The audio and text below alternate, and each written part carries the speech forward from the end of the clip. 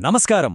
ఒక సామాన్యమైన నేపథ్యం నుంచి వచ్చి కేవలం తన కష్టంతో స్వయం కృషితో ఎదిగి సినిమా, రాజకీయం, సమాజ సేవ ఇలా అడుగుపెట్టిన ప్రతి రంగంలోనూ తనదైన ముద్ర వేసిన ఒక అసాధారణ లెజెండ్ గురించి మనం ఇవాళ మాట్లాడుకోబోతున్నాం. ఒక తరానికి స్ఫూర్తిగా నిలిచి ఇండియన్ సినిమా ముఖచిత్రాన్ని మార్చేసిన ఆ ప్రయాణం గురించే మన ఈనాటి విశ్లేషణ. ఇక్కడొక ఇంట్రెస్టింగ్ పాయింట్ మాట్లాడుకోవాలి. 1992 నాటి జాతీయ పత్రికల హెడ్లైన్స్ గమనిస్తే సౌత్ ఇండియాకి చెందిన ఒక స్టార్ హీరో బాక్సాఫీస్ దగ్గర ఎలాంటి సునామీ సృష్టించారో చెప్పడానికి ఇండియా టుడే, ఫిల్మ్ఫేర్ లాంటి ప్రతిష్టాత్మక మ్యాగజైన్స్ వాడిన మాట బిగ్గర్ దాన్ బచ్చన్. అప్పట్లో దేశవ్యాప్తంగా అదొక పెద్ద సెన్సేషన్ అసలు. మనం మాట్లాడుకోబోయే ఈ అంశాలను ఒక్కసారి చూస్తే the rise of a megastar, bigger than Bachchan, forging a political path, a heart for humanity మరియు యాన్ ఎండ్యూరింగ్ లెగసీ. మరి ఇంతటి సుదీర్ఘమైన ప్రయాణాన్ని అర్థం చేసుకోవడానికి ఏమాత్రం లేట్ చేయకుండా ఒక్కో దశని వివరంగా చూద్దాం. మొదటి భాగం the rise of a megastar from debut to dominance. సరే, ఒక మిడిల్ క్లాస్ ఫ్యామిలీ నుంచి వచ్చి 150కి పైగా సినిమాలతో ఇండియన్ సినిమాను డామినేట్ చేసే స్థాయికి అసలాయన ప్రయాణం ఎలా మొదలైందో చూద్దాం. ఈ టైమ్లైన్ గమనిస్తే ఆ ప్రయాణంలోని మైల్ స్టోన్స్ మనకు స్పష్టంగా తెలుస్తాయి. 1978లో యాక్టింగ్ డెబ్యూ జరిగింది. ఆ తర్వాత 1983లో వచ్చిన ఖైదీ సినిమా అసలదొక గేమ్ చేంజర్. ఆ సినిమాతో ఆయనొక తిరుగులేని యాక్షన్ హీరోగా మానిపోయారు. ఆ హీరో స్వాగ్, ఆ బ్రేక్ డాన్సులు, పోరాట దృశ్యాల్లో వేగం ఇవన్నీ జనాలను థియేటర్లకు కట్టిపడేశాయి. ఇక 1992 వచ్చేసరికి ఘరానా మొగుడు బాక్సాఫీస్ దగ్గర ఏకంగా 10 కోట్ల రూపాయల మార్క్ని క్రాస్ చేసిన మొదటి తెలుగు సినిమాగా చరిత్ర సృష్టించింది. ఇది మామూలు విషయం కాదు, ఇండస్ట్రీకే అదొక పెద్ద టర్నింగ్ పాయింట్ కదా. రెండవ భాగం bigger than Bachchan, the financial paradigm shift. ఇక 90ల ప్రారంభంలో కేవలం ఒక నటుడిగా మాత్రమే కాదు, ఫైనాన్షియల్గా ఆయన ఎలాంటి అపూర్వమైన రికార్డులు సృష్టించారో ఇప్పుడు తెలుసుకుందాం. 1.25 కోట్లు, అక్షరాల 1,25,00,000. అవును, మీరు విన్నది నిజమే. 1992లో వచ్చిన ఆపద్బాంధవుడు సినిమాకి ఆయన అందుకున్న రెమ్యునరేషన్ ఇది. ఆ ఒక్క నెంబర్తో అప్పటిదాకా ఉన్న రికార్డులన్నీ బద్దలైపోయాయి. అంతేకాదు, ఆ టైంలో ఇండియాలోని హయ్యెస్ట్ పెయిడ్ యాక్టర్గా ఆయన్ని అగ్రస్థానంలో నిలబెట్టాయి. అసలు ఆ టైంలో మిగతా వాళ్లకంటే ఆయన ఎంత ముందున్నారో అర్థం చేసుకోవడానికి ఈ డేటా చాలా బాగా ఉపయోగపడుతుంది. ఒక పక్క రజనీకాంత్, సన్నీ డియోల్, గోవిందా లాంటి టాప్ స్టార్స్ 50 నుంచి 60 లక్షలు తీసుకుంటుంటే ఆయన పారితోషికం ఏకంగా 1,25,00,000కి చేరింది. ఒక ప్రాంతీయ భాషా నటుడు బాలీవుడ్ ఐకాన్స్ని దాటేసి ఆ స్థాయికి చేరుకోవడం నిజంగా ఒక పెద్ద కల్చరల్ మరియు ఫైనాన్షియల్ షిఫ్ట్ అని చెప్పాలి.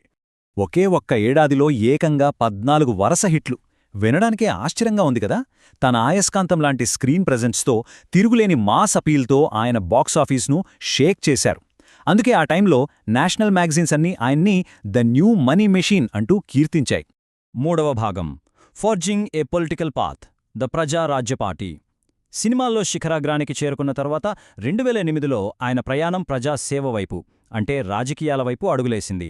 2008 ఆగస్టులో తిరుపతిలో ఒక భారీ బహిరంగ సభ సాక్షిగా ప్రజారాజ్యం పార్టీ మొదలైంది. ప్రజల పాలన అనేది ఆ పార్టీ ప్రధాన ఉద్దేశం. వాళ్ళెజెండా ఏమిటంటే సామాజిక న్యాయం, అవినీతి నిర్మూలన, అలాగే అందర్నీ కలుపుకునిపోయే సమ్మిళిత అభివృద్ధి. ఈ బలమైన పునాదుల మీదే వాళ్లు పార్టీని లాంచ్ చేశారు. ఇక 2009 ఆంధ్రప్రదేశ్ అసెంబ్లీ ఎలక్షన్స్ రిజల్ట్స్ గమనిస్తే మొదట రైలు ఇంజిన్, ఆ తర్వాత ఉదయించే సూర్యుడు గుర్తులతో వాళ్లు పోటీ చేశారు. ఆసక్తికరంగా తమ తొలి ప్రయత్నంలోనే ఏకంగా 16.32% ఓట్ షేర్ని, అలాగే 18 అసెంబ్లీ సీట్లను గెలుచుకున్నారు. అప్పటి రాజకీయాల్లో ఇదొక బలమైన అరంగేత్రం. ఆ తరువాత జరిగిన కొన్ని చారిత్రక పరిణామాల నేపథ్యంలో 2011లో ప్రజారాజ్యం పార్టీ భారత జాతీయ కాంగ్రెస్లో విలీనమైంది.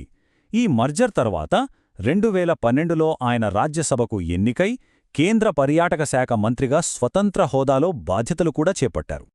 నాలుగవ భాగం ఎ heart for humanity, the philanthropist. సరే, రాజకీయాలు, సినిమాలకు అతీతంగా ఆయనలోని విశాలమైన మానవతావాదిని ఈ ఫేజ్ మనకు పరిచయం చేస్తుంది. 10 లక్షలు, అక్షరాల 10 లక్షల యూనిట్లు.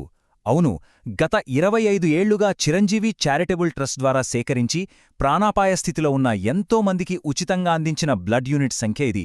ఒక వ్యక్తి తలుచుకుంటే ఏ స్థాయిలో సేవ చేయొచ్చో ఈ నెంబర్ చూస్తేనే మనకర్థమైపోతుంది కదా.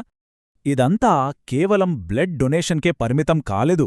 ఈ ట్రస్ట్ ద్వారా 10,000కు పైగా కార్నియల్ ట్రాన్స్ప్లాంట్స్ అంటే కంటి మార్పిడి ఆపరేషన్స్ చేయించి ఎంతోమందికి చూపునిచ్చారు. అంతేనా, కోవిడ్ టైంలో పరిస్థితులు ఎంత భయంకరంగా ఉన్నాయో మనకు తెలుసు.